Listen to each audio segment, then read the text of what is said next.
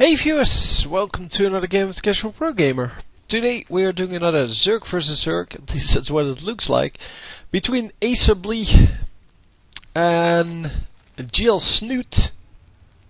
So yeah, this is the second game in their round of 4 match.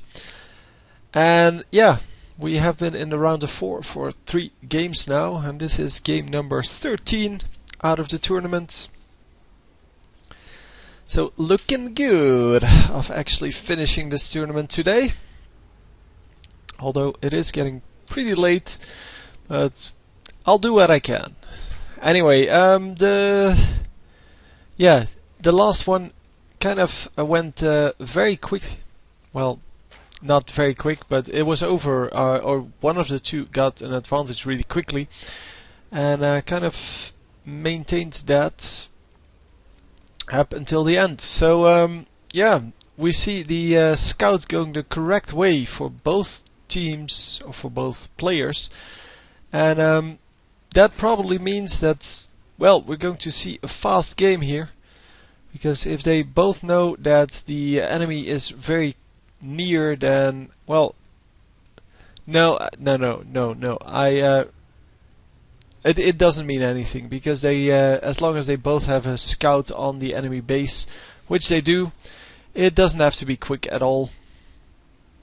So an expansion going down over here, and it is not spotted yet, but the enemy is doing exactly the same thing. So both players going for that fast expansion before the spawning pool, and the spawning pool will come up pretty quickly here, I would think. Yep, there we go. Getting the 1, getting the 2, and yeah, so going for that that early economic advantage, and we will have to see how that works out for them. So the extractor going down for both teams, and wow, it is so similar. Yeah, this extractor is going to be there to provide with the speeds to the Zerglings, because speed Zerglings are really good to have, and of course, well, because it's really good to have, the first one who gets it will have an advantage. We saw that in previous games as well. So obviously he's not going to have, or both of them are not going to have that in time when the Zerglings spawn, no, when the spawning pool comes up. But they will have it when they need it, and it may also be that they're not going for speed, because Zergling speed may not be worth it. To be honest, don't know. We will see that soon enough, because the production tab will show us what they're going for, and both of them going for that speed upgrade. So yeah, normally it is worth it, but it all depends on how effective Zerglings are in this matchup, and of course I don't know that, because I have only a very limited amount of Zerg versus Zerg on my channel. And yeah, here we go, getting the first 2 Zerglings in, and he's going to lose 1, but the other one is going to scout around a little bit. No, it's not going to see a whole lot. It's going to see everything, but not like, yeah, well, he can't know if there's anything more up. That was mostly a scout, I would imagine, to see whether there was a roach warren coming up. Spinecrawler going down. That means he's probably going for a very economical build, and he indeed does have 7 more drones than his opponent, and he is going for the effective defense, which is spend as little larvae as possible on the highest tier units you can find. And yeah, this is going to be another evolution chamber. He's walling off the entire front of the getting a telephone call. So anyway, he's walling off the entire front of the base there, and this Spinecrawler is going to do very well with the 2 queens. And is he going to heal this queen, or is it going to go down? Oh, the queen is still alive, because he can't reach it, and wow, this is going to be a very big deal. The banelings fighting to actually come up, And of course cocoons are very effective blocks. So he is going to be able to get all of these banelings out. Oh wow, that was a nice one. So yeah, he doesn't want to blow up the banelings on just one Zergling, but this was very effective. And yeah, there he did blow up a baneling on one Zergling only. And is he going to manage to hold his base here? Yeah, easily. No problem. So as I said, going for the more economical build than his opponent. And in this case, I would say that he is ahead because of that. Because if we look over, hang on,